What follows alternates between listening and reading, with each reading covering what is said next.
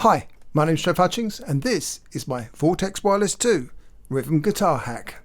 In the Vortex preset editor, we need to set up two things.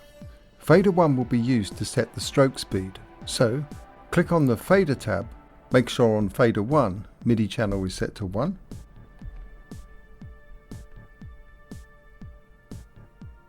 Min is set to 0. And max is set to 127. Touch ribbon 2 will be used for the upstroke, so click on the touch ribbon tab and set release mode to return, and on bank 2 set type to CC, channel to 1, the CC number to 101, min to 0, and max to 127. Then send the preset to your Vortex.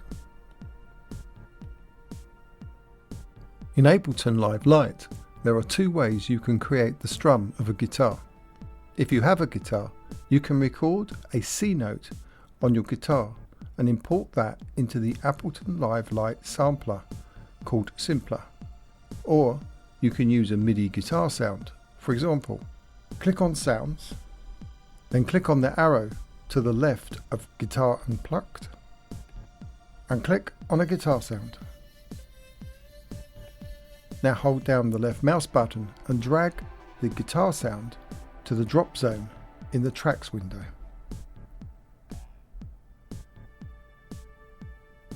For a more realistic sound, at the left side of the screen, click on Instruments. Click on Simpler, then hold down the left mouse button and drag the Simpler to the drop zone in the Tracks window. Connect a guitar to Ableton Live Lite. Click on the Arrangement View selector,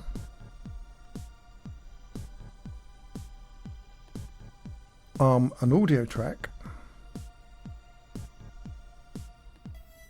then click on the Record button and play a C note on the B string of your guitar. Then click on the Stop button.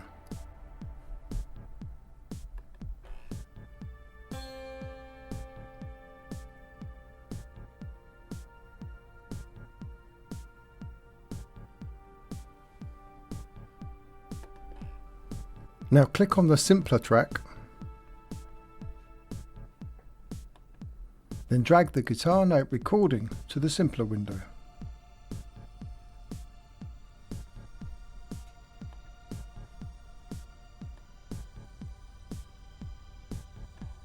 Drag the trim markers in the Simpler to the beginning and end of the guitar sound.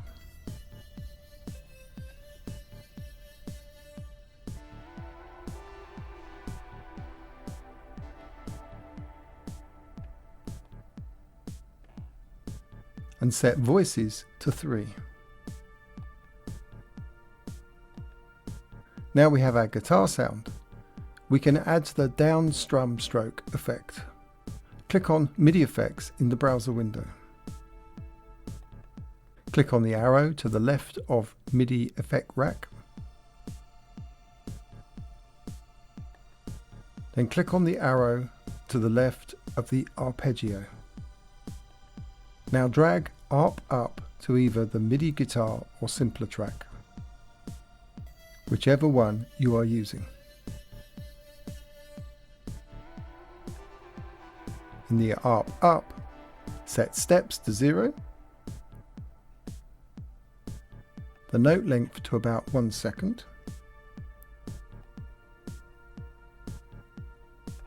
change sync to free, set re-trigger to note, then click on hold to turn hold off, set repeats to 1, and finally set release velocity to 7.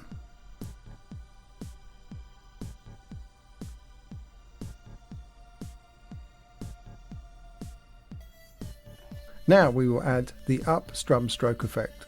that will be controlled by the touch ribbon. Right mouse click the arp up header and click on copy in the pop-up menu. Then right mouse click on the arp up header again and click paste in the pop-up menu. Finally, change style from up to down.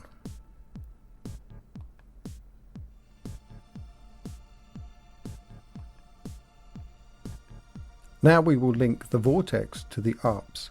At the top right of the screen, click on MIDI. Press the Ribbon Bank 2 button on the Vortex. Click on the on-off button for the arp up with style set to down. Then press the touch ribbon on the Vortex. Now click on the on-off button for the arp up with the style set to up. And press the touch ribbon on the Vortex again. Now right mouse click on the highlighted MIDI link in the MIDI map browser and click on Invert Range in the pop-up menu.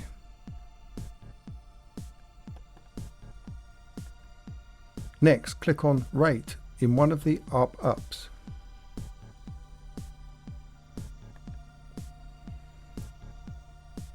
Then move Fader 1 on the Vortex.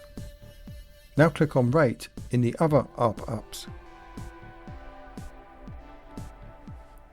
Then move Fader 1 on the Vortex again. Now at the top right of the screen, click on MIDI again.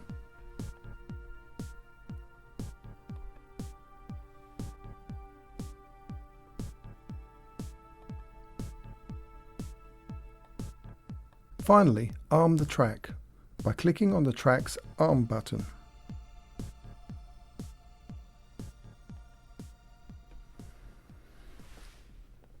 A final note here about playing chords on a guitar. Learn how to play the tabs for a proper guitar for the top 3 strings. That's the G, B and E strings. And then play those notes on the guitar to give you the closest you're going to get to a guitar sound like a guitar sound. Now I created this hack, but I would say one thing. Strumming takes a certain amount of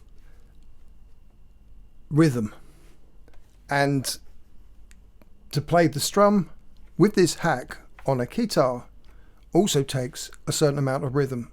So it might take you a little while to get used to pushing the keys down and pressing on the touch ribbon. But if you persevere with it, you should get quite a reasonable rhythm guitar type sound.